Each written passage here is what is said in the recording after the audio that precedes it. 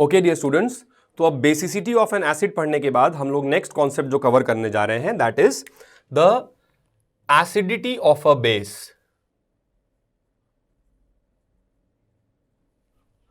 तो देखो, जैसे कि हम लोगों ने बेस को डिफाइन किया था कि बेस क्या होता है। बेस वो सब्सटेंस है आर्हेनियस थ्योरी के अकॉर्डिंग जो वाटर में डिसॉल्व होने पर OH माइनस आयंस फर्निश करें। तो जो भी चीज OH माइनस आयंस फर्निश कर दे उसको हम लोग बेस बोलते हैं, ठीक है।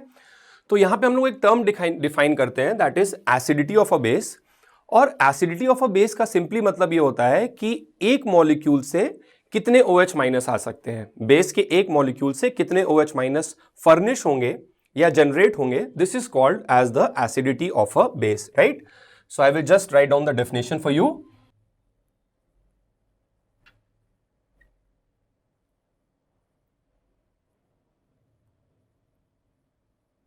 The number of OH minus ions furnished by one molecule of a base, right? So now on the basis of this we can classify the bases as, सबसे पहले हमारा हो जाएगा what?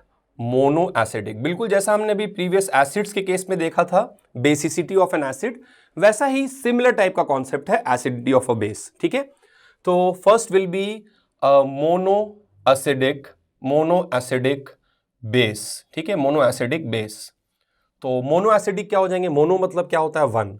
तो ये वैसे बेसेस हैं जहां पर एक मॉलिक्यूल से एक OH माइनस जनरेट होगा, राइट। फॉर एग्जांपल जैसे कि NaOH, ऑलराइट, KOH एटसेट्रा। ये अब आप खुद सोच सकते हो कि इनके एक मॉलिक्यूल से एक OH माइनस और एक OH माइनस मिलेगा। तो ये मोनोएसिडिक बेसेस हो गए, ठीक है। इसी तरह से नेक्स्ट अगर मैं बात करूं तो दूसरा एग्जाम्पल हो जाएगा ऑफ द डाईएसिडिक बेस, ठीक है।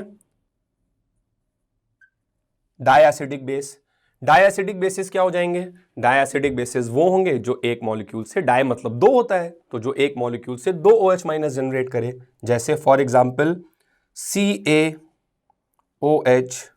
होल ट्वाइस या SrOH whole twice, these are all examples of diacidic bases, ठीक है। इसी तरह से अब खुद सोचो और क्या हो जाएगा, और हो जाएगा ट्राईएसिडिक बेस, ठीक है। A triacidic base. What will be a triacidic base? Triacidic base वो का ट्राई मतलब थ्री हो गया, तो वो जो एक मॉलिक्यूल से तीन OH माइनस दे दे। जैसे for example AlOH whole thrice comma FeOH whole thrice etcetera. तो ये सारे के सारे जो है वो क्या हो गए, ट्राईएसिडिक बेसिस हो गए, ठीक है। सो this is the definition of acidity of a base, that is एक मॉलिक्यूल से the number of OH minus which we are going to generate, right? Now Arrhenius theory initially तो काफी सक्सेसफुल थी, ठीक है, but with passage of time इस theory को हमें इंप्रूव करने की और इसको और रीडिफाइन करने की जरूरत पड़ी। पहले मैं आपको यह समझाता हूं कि ऐसा क्यों हुआ, क्यों हमें आर्हेनियस थ्योरी के स्कोप को और एक्सपैंड करने की जरूरत पड़ी, ठीक है। देखो, इसके पीछे लॉजिक ये है कि आर्हेनियस जी ने बोला कि एसिड वो सब्सटेंस है जो H+ देता है एक्वस सॉल्यूशन में, पानी में, और बेस वो सब्सटेंस है जो OH माइनस देता है पानी में, एक्वस सॉल्यूशन में, ठीक है। तो पहले तो ये एक सॉल्वेंट स्पेसिफिक थ्योरी है, मतलब यहां पर basically water as a solvent को लेकर ही बात हो रही है। तो ये जो एसिड बेस थ्योरी है इसकी लिमिटेशन ये है कि ये सिर्फ वाटर एज अ सॉल्वेंट में ही इसको आप अप्लाई कर सकते हो, ठीक है। दूसरा, आर्हेनियस जी ने ये बोला कि भाई एसिड और बेस के बीच में न्यूट्रलाइजेशन होता है, और ये इक्वेशन मैंने पहले भी लिखी थी और उसको एक बार फिर से मैं लिख दे रहा हूं। न्यूट्रलाइजेशन रिएक्शन होती है that is acid plus base gives you salt plus water only, ठीक है, सॉल्ट प्लस वाटर ओनली। अब आप बोलोगे सर आप ओनली क्यों बोल रहे हो, ओनली इसलिए बोल रहा हूं क्योंकि आर्हेनियस जी के हिसाब से एक एसिड बेस न्यूट्रलाइजेशन रिएक्शन में सिर्फ सॉल्ट बनना चाहिए और वाटर बनना चाहिए ना, तो it must be only salt and water. For example HCl plus NaOH gives you NaCl plus H2O, ठीक है। अब देखो, कन्वेंशनली बेस को एक ऐसा सब्सटेंस माना जाता है जो एसिड को न्यूट्रलाइज कर दे, जो एसिड के इफेक्ट को खत्म कर दे, है ना, एसिड के साथ रिएक्ट कर जाए। तो any such substance will be considered as a base, acid और बेस के बीच में रिएक्शन हो जाए, ठीक है। अब आर्हेनियस जी यहां पे क्या कंसिडर कर रहे हैं कि वो H+ को OH माइनस से ही न्यूट्रलाइज करवा रहे हैं, तो H plus plus OH minus हमको क्या कर दे रहा है, रिएक्ट कर वाटर का फॉर्मेशन कर दे रहा है, ठीक है। But there are many other substances जो एसिड को न्यूट्रलाइज कर सकते हैं, एसिड को न्यूट्रलाइज कर सकते हैं, और वो इस वाली कंडीशन में, that is salt plus water only वाली कंडीशन में फिट नहीं बैठेंगे। जैसे कि फॉर एग्जाम्पल ना, now focus on this, for example let's say I have HCl और HCl को मैं रिएक्ट कराऊं अमोनिया के साथ, राइट। तो HCl प्लस अमोनिया की रिएक्शन आप बड़े आराम से लिख सकते हो। आप क्या बना दोगे भाई, आप बना दोगे NH4 plus plus Cl minus, ये एक रिएक्शन हो गई, ठीक है। अब अमोनिया के अंदर भी पूरी पूरी पावर है कि वो HCl के साथ रिएक्ट कर सकता है, HCl को न्यूट्रलाइज कर सकता है। But if you look at the products, तो यहां पर सॉल्ट प्लस वाटर तो नहीं मिल रहा है, राइट। तो अमोनिया ने HCl को न्यूट्रलाइज तो किया है, and it is perfectly fine to think of ammonia as a base. बिल्कुल सही है अगर हम अमोनिया को एक बेस की तरह सोचें, क्योंकि वो एसिड को क्या कर दे रहा है, न्यूट्रलाइज कर दे रहा है, ठीक है। लेकिन आर्हेनियस थ्योरी के अकॉर्डिंग यहां पर एसिड बेस वाली डेफिनेशन फिट नहीं बैठ रही है, क्योंकि प्रोडक्ट साइड हमें सॉल्ट प्लस वाटर टाइप की चीज दिखाई नहीं दे रही है। फॉर एग्जाम्पल मैं एक दो एग्जाम्पल्स और लेता हूं। लेट्स से अब एक रिएक्शन हो रही है, मान लो सपोज करो NaHCO3 प्लस HCl, ठीक है। ये रिएक्शन हुई और इस रिएक्शन से बन गया NaCl प्लस H2CO3, ठीक है। अब देखो यहां पर क्या हुआ, इस रिएक्शन में भी NaHCO3 सोडियम बाइकार्बोनेट ने HCl को न्यूट्रलाइज कर दिया, NaHCO3 ने HCl को न्यूट्रलाइज कर दिया, HCl के साथ रिएक्ट कर गया। So it is perfectly all right, it is perfectly fine to consider NaHCO3 as a base. यहां पर हम NaHCO3 को एक बेस की तरह मान सकते हैं, क्योंकि वो एसिड के इफेक्ट को खत्म कर दे रहा है। लेकिन क्या यहां पर हमें सॉल्ट प्लस वाटर टाइप की चीज दिखाई दे रही है? द आंसर इज नो, हमें सॉल्ट प्लस वाटर टाइप की चीज हमें दिखाई नहीं दे रही है। सो यू कैन सी कि इन दोनों एग्जाम्पल्स में क्या हो रहा है कि HCl जो है वो अमोनिया के साथ रिएक्ट कर रहा है, तो अमोनिया HCl को न्यूट्रलाइज कर दे रहा है, HCl के इफेक्ट को खत्म कर दे रहा है, और NaHCO3 भी HCl के साथ रिएक्ट कर रहा है, तो NaHCO3 भी HCl के इफेक्ट को खत्म कर दे रहा है। तो इन दोनों रिएक्शन में we can perfectly think of ammonia in this example as a base and NaHCO3 in this example as a base. इस एग्जाम्पल में मैं NH3 को बेस मान सकता हूं, और इस एग्जाम्पल में मैं NaHCO3 को, सोडियम बाइकार्बोनेट को एक बेस मान सकता हूं। HCl will be N acid और यहां पर भी HCl will be N acid, ठीक है। एसिड बेस न्यूट्रलाइजेशन रिएक्शन जैसी ही ये हो रही है, ठीक है। तो अब सवाल आता है कि क्या हम इसे acid base neutralisation reaction Arrhenius theory के हिसाब से बोल सकते हैं? The answer is no. क्यों? क्योंकि सॉल्ट प्लस वाटर वाली कंडीशन यहां पर सेटिस्फाई नहीं हो रही है, ओके। तो अब हमें क्या करना पड़ेगा कि अब हमें इस थ्योरी के स्कोप को थोड़ा सा और एक्सपैंड करना पड़ेगा, एंड दैट एक्सपेंडेड वर्जन और the second version of the acid base theory is called the Bronsted-Lowry acid base concept. It is called the Bronsted-Lowry acid base concept. Brønsted और Lowry दो scientist के नाम है, दोनों ने अलग अलग इस थ्योरी को प्रपोज किया था, और उन दोनों के सम्मान में ही हम लोग इसे Bronsted Lowry acid base concept define करते हैं। So now let us have a look at the Bronsted Lowry acid base theory, और we can simply call it as the Bronsted acid base concept, ठीक है, which is an improvement over the Arrhenius acid base version, okay. Okay dear students, so as discussed Arrhenius theory बहुत सारे examples में, बहुत सारे specific cases में sufficient नहीं थी एसिड बेस नेचर को एक्सप्लेन करने के लिए। तो अब हमें उस थ्योरी के स्कोप को एक्सपैंड करने की जरूरत पड़ी, और उस थ्योरी के स्कोप को एक्सपैंड करके नया इंप्रूव्ड वर्जन जो हमारे सामने आया, दैट इज कॉल्ड द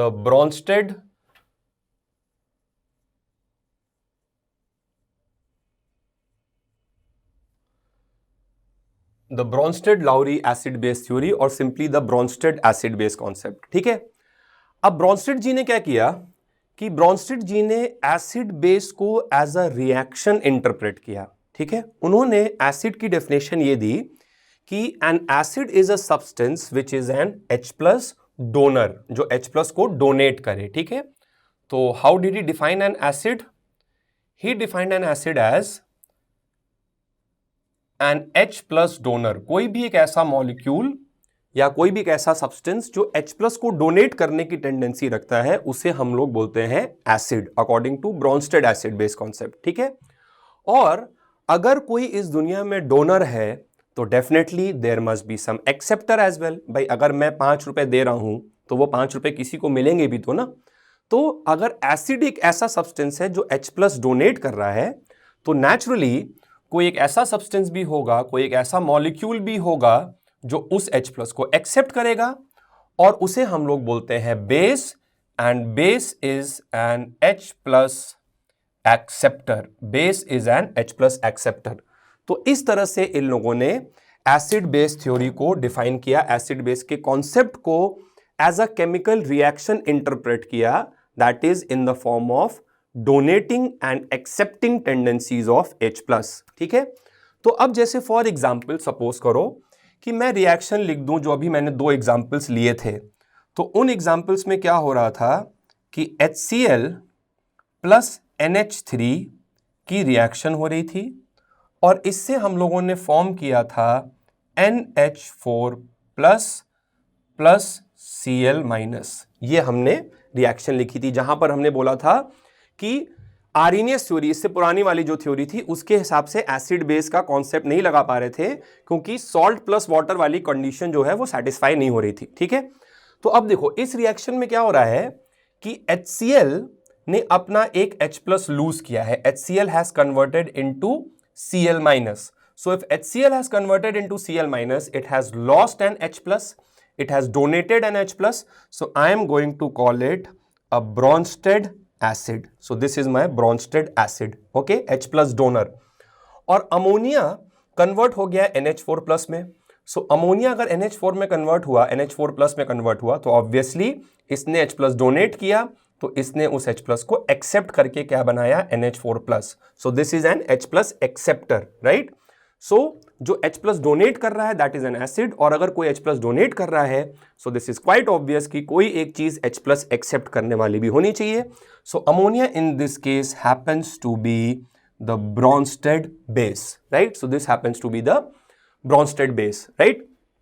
इसी तरह से अगर मैं एक दूसरा एग्जांपल और लूं, जैसे मैंने वहां पे एग्जांपल लिया था HCl प्लस NaHCO3, राइट, और इससे हम लोगों ने प्रोडक्ट्स बनाए थे NaCl plus H2CO3 plus H2CO3। ठीक है, तो अब देखो HCl ने एक H+ डोनेट करके यहां पे Cl- बना लिया। अब Na+ तो तुम देखो यहां पे, जैसे Na+ यहां पे प्लस फॉर्म में है, और यहां भी Na+ +1 फॉर्म में है, तो Na+ तो सिंपली यहां पर पड़ा हुआ है, वो कोई रिएक्शन नहीं कर रहा है। ठीक है, तो तुम इस रिएक्शन को ऐसे भी सोच सकते हो। ठीक है, अगर आपको ये चीज थोड़ी सी डिस्कंफर्टिंग लगे तो इससे कोई परेशान होने की जरूरत नहीं है। दिस इज जस्ट, जैसे कुछ आयंस हैं, जैसे Na+ यहां सिंपली पड़ा हुआ है, तो it is just a Spectator ion, या फिर तुम इसको इस फॉर्म में भी छोड़ सकते हो, it doesn't make any difference. So HCl plus HCO3- goes to Cl- plus H2CO3। ठीक है, इस तरह से भी इस रिएक्शन को सोच सकते हो, या ऐसे भी सोच सकते हो, whichever form you are comfortable in. तो अब देखो HCl ने क्या किया कि एक H+ लूज किया, तो HCl ने एक H+ लूज किया तो क्या बना लिया भाई, HCl ने H+ लूज करके H+ डोनेट करके Cl- बनाया। सो HCl happens to be my Bronsted acid and HCO3- happens to be my Bronsted base. Why? Because it has accepted an H+, so it has formed H2CO3. So basically you can see that the Bronsted theory is simply expanding the scope of the Arrhenius theory, जो हम लोगों ने previously discuss किया था। ठीक है, now अब suppose करो कि जैसे हम लोग Arrhenius और Bronsted theory को अगर थोड़ा सा कंपेयर करें, जैसे हमने बोला था Arrhenius theory के अकॉर्डिंग कि जब हम HCl को वाटर में डिसॉल्व करते हैं, तो HCl वाटर में डिसॉल्व होकर बना लेता है H+ aqueous plus Cl- aqueous, H+ aqueous plus Cl- aqueous, HCl को जब हम वाटर में डिसॉल्व करते हैं तो it forms H plus aqueous plus Cl minus aqueous, ये रिएक्शन हो जाती है ना, वो डिसोसिएट करके H प्लस फॉर्म करता है। Now this H plus never exists in the solution as such, क्योंकि इसका क्या होता है, हाइड्रेशन होता है, राइट। सो ये H प्लस क्या करता है कि ये फर्दर वाटर के साथ रिएक्ट करके ये बना लेता है H3O प्लस एक्वस, ठीक है, H3O प्लस एक्वस। और इनफैक्ट इसका फर्दर और भी हाइड्रेशन हो सकता है, दैट इज ये 2 मॉलिक्यूल्स के साथ भी जुड़ सकता है, 3 के साथ भी जुड़ सकता है, बट मिनिमम लेटर से A के साथ जुड़ गया तो it has formed H3O plus aqueous, right. So अब यहां पर मैं क्या कहने की कोशिश कर रहा हूं, मैं आपको ये पॉइंट बताने की कोशिश कर रहा हूं कि इस ओवरऑल रिएक्शन को हम ऐसे भी लिख सकते थे, that is HCl aqueous plus H2O goes to H3O plus aqueous plus Cl minus aqueous, ठीक है। नाउ फर्स्ट ऑफ ऑल ये बात समझ लो कि H3O प्लस लिखा जाए और H प्लस लिखा जाए, they both have the same meaning, ठीक है। H3O plus and H plus have the same meaning. H3O plus को हम लोग हाइड्रोनियम आयन बोलते हैं and it is just the hydrated version of H plus. H3O plus को hydronium बोलते हैं और ये H प्लस का सिंपली एक हाइड्रेटेड वर्जन होता है, राइट। बट इन दोनों डेफिनेशंस में, इन दोनों रिएक्शंस को लिखने के तरीके में what is the difference? Difference यहां पर दोनों थ्योरीज का है। अब देखो, अगर मैंने केवल इतना लिखा हुआ है ना, हम इस चैप्टर में आगे ज्यादातर लिखेंगे इसको ऐसे ही, है ना, we will not go into this form, but actually अगर बात किया जाए तो this is a better representation, right. ये एक बेटर रिप्रेजेंटेशन है, but for the purpose of simplicity हम लोग इसको हमेशा ऐसे ही लिख दिया करेंगे, ठीक है। अब इन दोनों सिचुएशंस में डिफरेंस क्या है? जैसे मैं HCl को वाटर में डिसॉल्व करूं और लिखूं H plus plus Cl minus, मैंने इक्वेशन एक ये लिखी, और दूसरे केस में मैंने HCl plus H2O goes to H3O plus plus Cl minus लिखी। Now this definition is according to the Arrhenius theory. जैसे मैं ये लिखकर इक्वेशन लिखकर पूछूं कि इस इक्वेशन में HCl किस एसिड की तरह काम कर रहा है, तो देखो आर्हेनियस थ्योरी क्या थी? आर्हेनियस थ्योरी थी कि वाटर में डिसॉल्व होने के बाद H प्लस जनरेट करे, तो वाटर में डिसॉल्व हुआ और H प्लस जनरेट कर दिया। So this is according to the Arrhenius concept. बात वही है, बस उसी को बोलने का तरीका जो है वो थोड़ा सा डिफरेंट है, ठीक है। सो HCl यहां पे एक आर्हेनियस एसिड की तरह काम कर रहा है।